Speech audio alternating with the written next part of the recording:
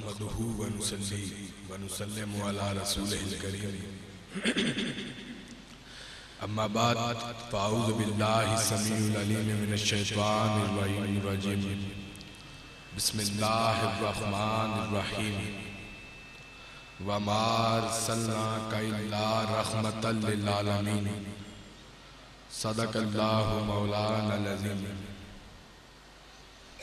معزز علماء کرام اور محترم حاضرین و سامعین، اللہ رب العزت کا لاکھ لاکھ شکر ہے جس نے اپنی توفیق خاص سے آپ کو اور مجھے آج کی اس پاکیزہ مجلس میں حاضری کا شرف عطا کیا۔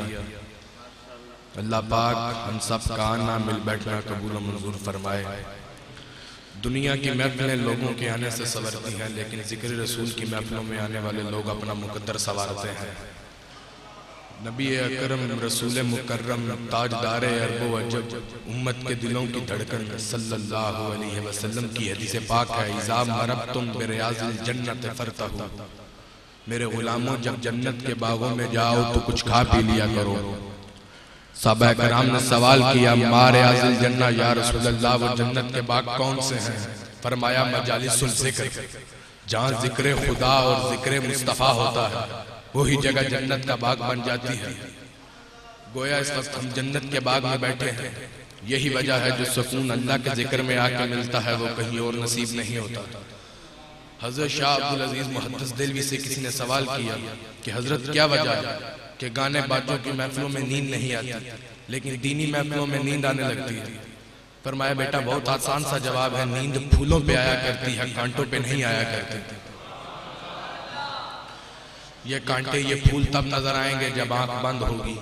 گویا جو گانے باجوں کی محفلوں میں ہیں وہ کانٹوں پہ بیٹھے ہیں اور جو دینی محفلوں میں ہیں وہ پھولوں پہ بیٹھے ہیں۔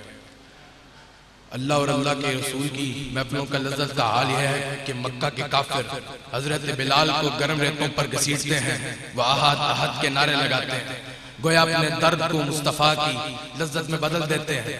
اسی پہ کسی نے کیا خوب کہا ہے کہ کتنی تسکین ہے وابستہ تیرے نام کے ساتھ، کتنی تسکین ہے وابستہ تیرے نام کے ساتھ، نیند کانٹوں پہ آ جاتی ہے آرام کے ساتھ۔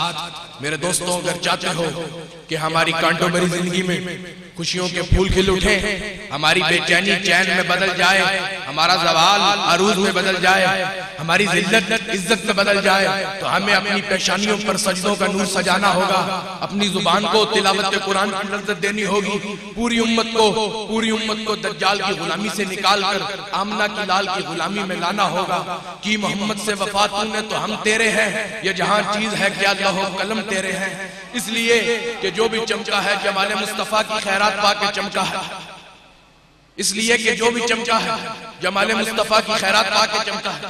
جسم صدیق اکبر کا تھا جلوہ مصطفیٰ کا تھا، جسم حضرت عمر فاروق کا تھا جلوہ مصطفیٰ کا تھا، جسم عثمان غنی کا تھا جلوہ مصطفیٰ کا تھا، جسم حضرت علی کا تھا جلوہ مصطفیٰ کا تھا، جسم امام حسن کا تھا جلوہ مصطفیٰ کا تھا، جسم امام حسین کا تھا جلوہ مصطفیٰ کا تھا، جسم امام شافعی کا تھا جلوہ مصطفیٰ کا تھا، جسم امام احمد بن حنبل کا تھا جلوہ مصطفیٰ کا تھا، جسم امام اعظم کا تھا جلوہ مصطفیٰ کا تھا، جسم غوث اعظم کا تھا جلوہ مصطفیٰ کا تھا، جسم احمد رضا کا تھا جلوہ مصطفیٰ کا تھا، جسم غریب نواز کا تھا جلوہ مصطفیٰ کا تھا، جسم میر علی شاہ کا تھا جلوہ مصطفیٰ کا تھا۔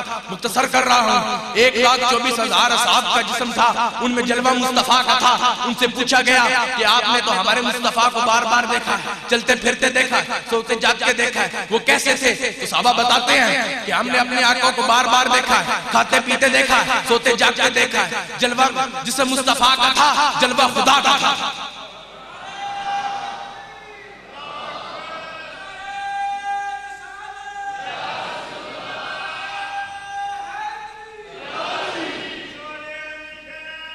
اسی پہ میرے علی شاہ صاحب فرماتے ہیں، تیری صورت نوں میں جانا کھاں کہ جانے جہانا کھاں، سچ آکھاں کہ رب دی میں شان آکھاں، جس شان تو شانہ سب بڑیاں۔